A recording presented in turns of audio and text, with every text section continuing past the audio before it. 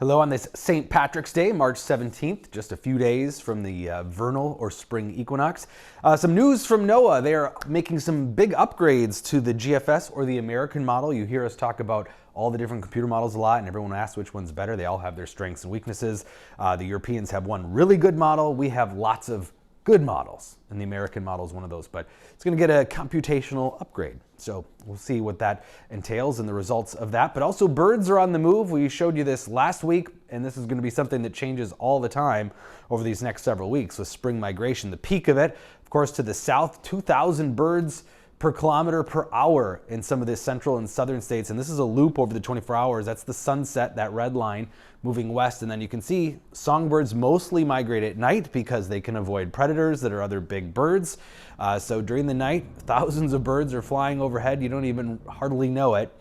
But you probably heard some of those different songs in the morning and during the day, territorial songs of some of those songbirds that are arriving, and some that stay over the winter like robins, but now they're doing that territory song, which means they're getting ready for some mating and establishing zip codes, basically. Sun has tried to peek out on and off through the day today. Still some low clouds, though. We have this upper level low, which is basically cool air aloft, keeping clouds locked in. Doesn't help that we have all that moisture from melting snow. And then another upper level low cutting into things to the south, creating severe weather for the south central and southeastern part of the country.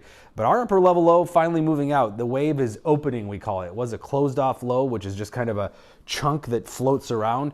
Now it's more of a wave. You can see that here. And as that happens, that allows it to finally move on. You can see that cut off low to the south, still kind of dragging along, but a ridge building in. And if you remember from last week, a ridge means sunshine, dry weather, and warmer temperatures building back in. So should have abundant sunshine the next few days. Still some high clouds around tomorrow.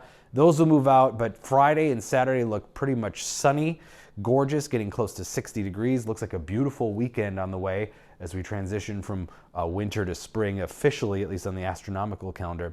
And then high clouds will start to increase Sunday and Monday ahead of what looks like a soaker next week. We've got quite the rainmaker. This is American and European models both painting a very wet picture, though the European model a little further south with the heaviest totals, and because of its more southerly track, it has a little more in the way of some colder air, which means maybe a narrow area of snow we could have to keep an eye on Tuesday night. So we'll watch it. It's still several days out, but here's the American model, that further north solution. You can see all that rain wrapping in, probably some severe weather on the southern end of things. But then again, here's the European model, a little bit further south track. That means a little bit more cold air around the region. And you can see a very narrow swath of snow that develops, especially in overnight hours. So there's that swath of snow from the European model. So it doesn't look like a huge deal at this point, but storms can change quickly this time of year.